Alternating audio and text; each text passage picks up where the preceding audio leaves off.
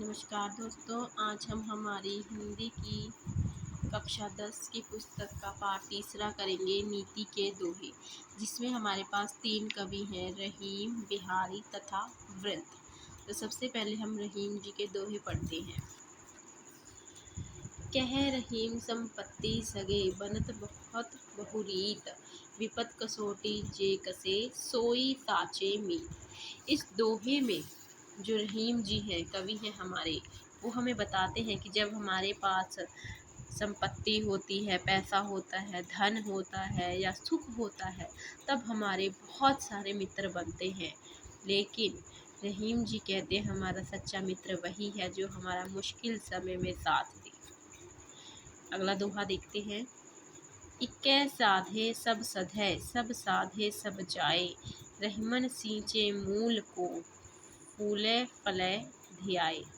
इस दोहे में रहीम जी ने अपने लक्ष्य को केंद्रित करने के बारे में इशारा किया है, यानी कि हमें एक ही दिशा में निरंतर आगे बढ़ना चाहिए, मतलब एक ही रास्ते को साधना चाहिए।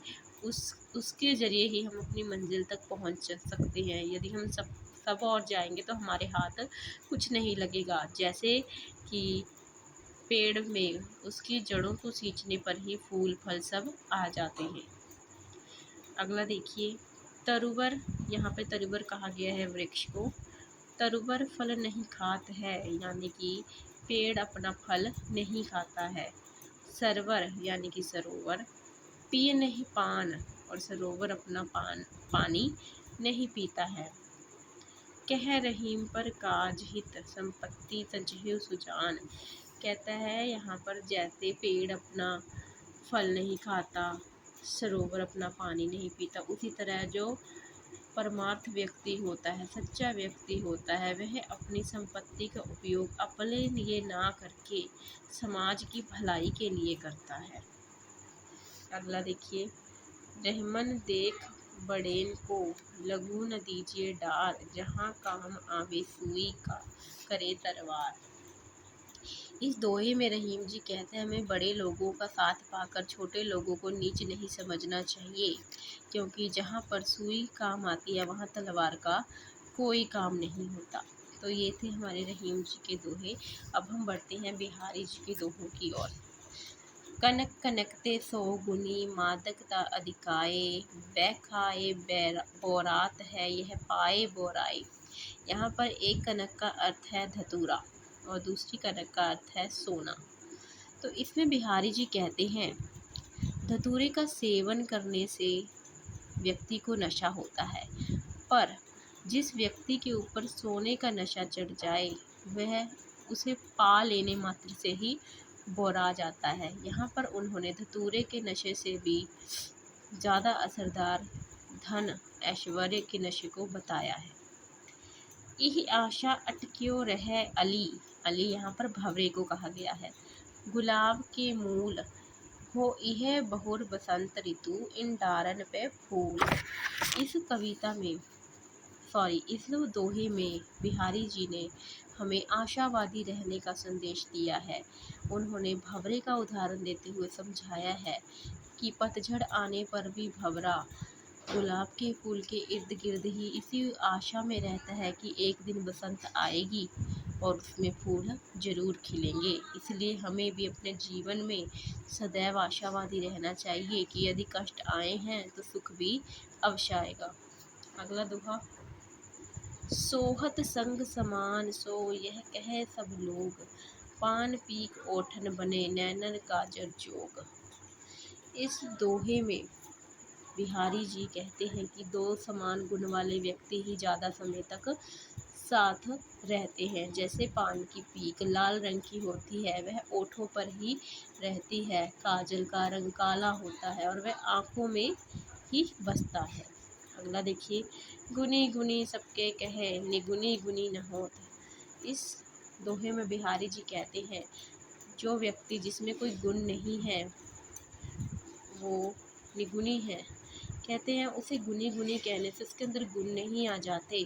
सुनियो कहूँ तरु अर्कते, अर्क समान उदोत। क्या कहीं आपने सुना है कि जो अर्क है यानी कि आक का पेड़ है वो सूर्य के समान रोशनी दे रहा है, क्योंकि अर्क सूर्य को भी कहते हैं और आक के पेड़ को भी कहते हैं। अर्थात यहाँ पे नाम का महत्व नहीं है, यहाँ पे एक कर्म का महत्व है। तो ये थे बिहारी के दोहे। अब हम पढ़ते हैं वृंद जी के दोहे। करत करत अभ्यास के जड़मति होत सुजान, रसरी यावत जात ते सिल पर पड़त निशान। इस दोहे में वृंद जी परिश्रम के महत्व के बारे में कहते हैं कि लगातार मेहनत करने से मूर्ख भी विद्वान हो सकता है। जिस तरह बार बार रस्सी घिसने से पत्थर पर भी निशान पड़ जाते हैं, अतः कमजोर व्यक्ति भी लगातार मेहनत करके अपने लक्ष्य को पा सकता है। फेर न है कपट सो जो कीजिए व्यापार, जैसे हांडी काट की चढ़े न दूजी बार। इस दोहे में वृंद छल और कपट के व्यवहार को थोड़ी देर चलने वाला ही मानते हैं। जिस तरह काठ की हांडी बार बार नहीं चढ़ सकती, उसी तरह धोखेबाज व्यक्ति एक आध बार तो चालाकी कर सकता है, पर बार बार नहीं उसकी जो चालाकी है चल पाती। मधुर वचन ते जात मिट उत्तम जन अभिमान, तनिक शीत जल सो मिटे जैसे दूध उफान। इस दोहे में वृंद मीठे वचनों के महत्व को बताते हुए कहते हैं कि जिस तरह उबल रहे दूध का उफान जल के छींटों से दूर हो जाता है, उसी तरह ही गर्व या घमंड को मीठे वचनों से ही हम लोग मिटा सकते हैं। अरे छोट्यो गिन्यो नहीं, जाते होत बिगाड़, तृण समूह को तनिक में जारत तनिक अंगार। अरे मतलब दुश्मन। इस दोहे में वृंद जी शिक्षा देते हैं कि अपने शत्रु को भी कम नहीं आंकना चाहिए, जिससे बात बिगड़ जाती है। जैसे छोटा सा अंगारा तिनकों के बड़े से समूह को जला सकता है, इसी प्रकार यह भी हो सकता है, हम यह भी कह सकते हैं कि छात्र छात्राओं को अपने ध्येय को कभी कम में ना लेकर उसके लिए पूरी अर्थात युद्ध सत्र पर तैयारी करनी चाहिए। तो ये थे हमारे नीति के दोहे। मुझे उम्मीद है आपको इनकी व्याख्या अच्छे से समझ आई होगी।